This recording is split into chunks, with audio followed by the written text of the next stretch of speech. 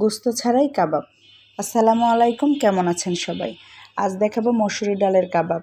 একদম কোনো গোস্ত ছাড়াই এই কাবাবটি আজ তৈরি করব। আর খেতেও বেশ সুস্বাদু আর দারুণ হয়েছে। আপনিও আমার পুরো ভিডিওটি দেখে চেষ্টা করতে পারেন আর খেয়ে বলতে পারেন কেমন হয়েছে। আমি প্রথমে 1 কাপ মসুরের ডাল নিয়ে নিলাম আর এই ডালটা পানি দিয়ে খুব ভালো করে ধুয়ে নেব যতক্ষণ না সাদা পানি আসে। আর ডালটা একটু হাত দিয়ে ডলে ধুয়ে নেব, কারণ ডালে একটা শুকনো ময়লা থাকে বা আবরণ থাকে। এটা ভালো করে না ধুলে সাধারণত উঠতে চায় না। আর ভালো করে ধোয়ার পরে ডালের সুন্দর একটি কালার চলে আসে, রং চলে আসে। ডালটা ধুয়ে এখানে আমি সামান্য পরিমাণ পানিটা কম দিব, কারণ বেশি পানি হলে ডাল বেশি নরম হয়ে যাবে সিদ্ধটা। তাই আমি একটু পরিমাণ মতো 1 কাপ পানি দিয়ে দিয়েছি, সাথে একটু সামান্য হলুদ আর লবণ দিয়ে দিলাম। আর একটু ঘন ঘন নাড়তে হবে যাতে নিচে লেগে না যায়। নিচে লেগে গেলে যে কোনো খাবারেরই স্বাদ চেঞ্জ হয়ে যায় আর একটা গন্ধ আসে, তখন আর খাবারের সেই পারফেক্ট স্বাদটা থাকে না। তাই একটু পরপর নেড়ে দিচ্ছি যাতে নিচে লেগে না যায়। আমার ডালটা শুকনো হয়ে গেছে, পানি নেই। এবার আস্তে জালে একটু রেখে শুকনা করে নেব, কারণ যেহেতু কাবাব হাতে করে বানাতে হবে, তাই পানি বেশি থাকলে এটা আর কাবাব সাইজটা করা যাবে না। আমি এভাবে নেড়ে চেড়েই ডালটা নিয়ে নিচ্ছি, এতে ডালটা একটু গলে গলে যাচ্ছে, আবার পানিটাও শুকিয়ে যাচ্ছে। হয়ে যাচ্ছে আমার ডাল রেডি। এর মধ্যে আমি নিয়ে নিলাম মশলাগুলি। নিয়েছি কাঁচামরিচ, ধনিয়া গুঁড়া, গরম মশলা গুঁড়া, আদা, রসুন, লাল মরিচ, কাঁচামরিচ কুচি, ধনেপাতা আর একটু কাবাবের জন্য নিয়েছি টোস্টের গুঁড়া, একটা ডিম আর পরিমাণ মতো স্বাদ মতো লবণ যেহেতু আমি ডালে সিদ্ধতে দিয়ে দিয়েছি তাই এখানে কম নিয়েছি। কাঁচা পেঁয়াজ আর ধনিয়া পাতা, লবণ আগে আমি মেখে নিচ্ছি। মাখার পরে একে একে সবগুলি উপকরণ ভালো করে মেখে নেব। আর যেহেতু এখানে গোশত ছাড়া, তাই একটু পেঁয়াজটা বেশি দিয়েছি আর কাঁচা পেঁয়াজ দিয়েছি। আর ভেজে দিলে সেই পেঁয়াজের যে সুন্দর একটি ফ্লেভার সেটা পাওয়া যাবে না। আসলে এক একটা খাবারে এক এক রকম করে দিতে হয়, তাহলে খাবারের স্বাদ আর মান দুটোই ভালো থাকে।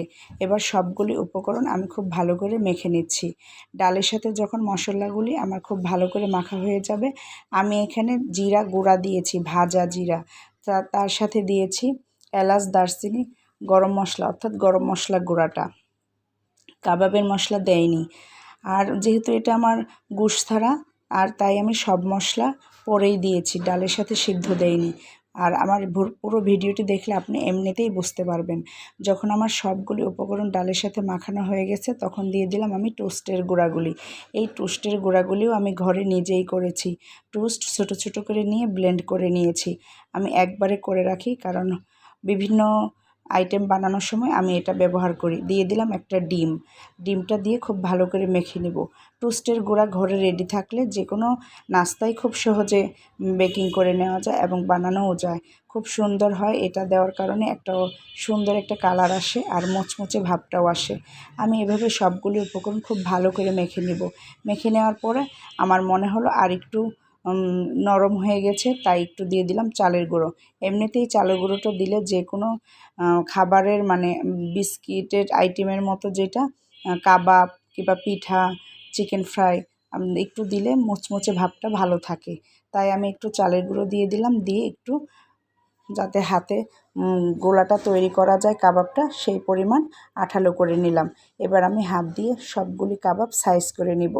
আর এটা আবারও বলছি, গোশত যাদের ভালো লাগে না কিংবা গোশত নেই, কাবাব খাবে না, তা তো হবে না। তাই আপনি যে কোনোভাবে এই মসুরের ডালের কাবাবটা বানিয়ে ফ্রিজিং করে রাখতে পারেন। আর ভাত দিয়ে বলেন, খিচুড়ি দিয়ে বলেন, সব কিছু দিয়েই এটা খুব মজার একটা খাবার। একবার বানিয়ে খেয়ে আমাকে বলবেন কেমন হয়েছে, আর আপনিও বুঝতে পারবেন কতটা অসাধারণ এই খাবারটি। আমি সবগুলি কাবাব এইভাবে রেডি করে নেব। আর এটা রেডি থাকলে আমার পরবর্তী কাজ, যে কোনো কাজ খুব সহজ হয়। তাই আমি নাস্তা আইটেম হিসেবে এটা রেডি করে রাখছি। এভাবে করে আমি ফ্রিজে রেখে দেব। তারপর যখন এটা শক্ত হয়ে যাবে, আমি ফ্রোজিং করে অনেক দিনই রাখা যায়। আর ভাজার জন্য 15 থেকে 20 মিনিট আগে নামিয়ে ফুটন্ত তেল, মানে তেল একদম খুব ভালো করে গরম করে নিতে হবে, নিয়ে ভেজে নিতে হবে। আমি যেহেতু ফ্রিজে রেখে দিলাম, এবার বের করে নিয়েছি। এই যে ফ্রিজ থেকে 10 মিনিট আগে বের করে রেখেছি। এবার আমি হাঁড়িতে তেল গরম করতে দিয়েছি। এই তেলটা খুব ভালো করে গরম করে তারপর দিতে হবে, তা না হলে কাবাব তেলের সাথে ছড়িয়ে যাবে বা মিশে যাবে। তাই একটু সাবধানে নেড়ে দিতে হবে। এক পিঠ হয়ে গেলে আর এক পিঠ আস্তে করে দিতে হবে। আর ভাজার সময় সতর্ক রাখতে হবে, যদি উল্টাপাল্টা নাড়াচাড়া করা হয় তাহলে তো এমনিই কাবাব গলে যায়। আর এটা যেহেতু গোশত ছাড়া, তাই একটু সাবধানেই ভেজে নিতে হবে। আচ্ছা, হয়ে গেল আমার প্রতিটা কাবাব ভাজা। কি অসাধারণ কালার এসেছে বুঝতেই পারছেন দেখে। আর খুব মুচমুচে হয়েছে, যেহেতু আমি এখানে টোস্টের গুঁড়া দিয়েছি সামান্য একটু চালের গুঁড়া, তাই কাবাবটা খুব